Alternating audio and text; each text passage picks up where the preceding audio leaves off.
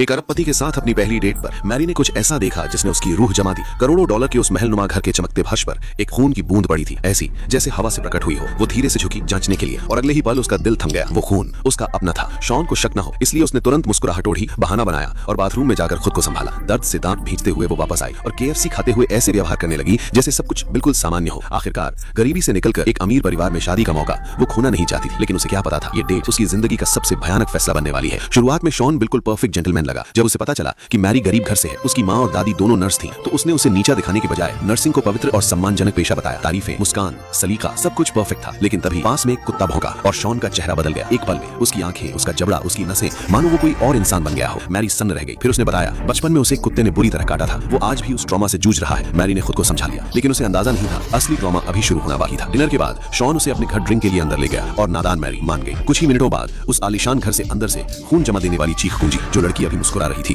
वो अब डर से पीली पड़ चुकी थी। किसी को नहीं पता उसने अंदर क्या देखा, लेकिन अगले ही पल एड्रेनलिन के सहारे उसने नंगे हाथ विशाल गेट फांद दिया। दूसरी तरफ बुरी तरह गिरी, चोटिल हुई, लेकिन रुकी नहीं, बस भागती रही। पीछे से शॉन की दहाड़ गूंज रही थी। पड़ोसी सब देख रहे थे, लेकिन किसी ने मदद नहीं की। एक ने तो लाइट तक बंद कर दी, मानो कुछ देखा ही नहीं। जान बचाने के लिए वो भीड़ की तरफ भागी और पुलिस बुलाने की गुहार लगाई, लेकिन जो हुआ वो और भी डरावना था। पुलिस ने उसकी कहानी सुनी और उसे ही हिरासत में डाल दिया। मैरी ने विरोध नहीं किया। उसके लिए जेल का सेल भी शॉन से ज्यादा सुरक्षित था। उसे लगा पैसा और पावर सब कुछ नहीं होता, लेकिन रात होते ही सेल का दरवाजा खुला। गलियारे में खड़ा था शॉन। उसने पुलिस वाले को खरीद लिया था। मैरी खुद उसके जाल में आ चुकी थी। जब वो पूरी तरह टूट चुकी थी तब शॉन ने एक खेल प्रस्तावित किया, एक शिकार का खेल। अगर वो सुबह तक बच गई तो वो उसे छोड़ देगा और कोई विकल्प नहीं था। मैरी ने हाँ कह दी। जैसे ही वो स्टेशन से बाहर निकली, दीवारों पर लापता लड़कियों के पोस्टर लगे थे, दर्जनों, सब जवान लड़कियां, और सबका कलेक्शन उसी आदमी से था। सड़क पर हर परछाई डरावनी लग रही थी। हर कदम पीछा किया जा रहा था। आखिरकार उसने एक टैक्सी रोकी। ड्राइवर ने उसे देखकर कहा, तुम पहली लड़की नहीं हो जो ऐसे भागती हुई मेरे पास आई हो। उसकी रूह कांप गई। वो अपने बॉस के घर पहुंची। उसी बॉस ने उसे शॉन से मिलवाया था। सच्चाई जानने के लिए उसने चुपके से उसका लैपटॉप चेक किया, एक स्प्रेडशीट, और उसमें दर्जनों लापता लड़कियों की फाइलें। हर एक केस में मिडलमैन था उसका अपना बॉस। वो बस अगली शिकार थी। तभी बॉस की पत्नी आई। उसने फुसफुसाकर कहा, शॉन तुम्हें तुम्हारी खुशबू से ढूंढ सकता है, खासकर खून की महक से, और भागने को कहा। मैरी फिर भागी, बस में बैठी, दोस्त को कॉल किया, लेकिन जब वो तय जगह पहुंची शॉन पहले से वहां मौजूद था, मानो वो उसके हर कदम को पहले से जानता हो। जैसे ही वो हमला करने बढ़ा,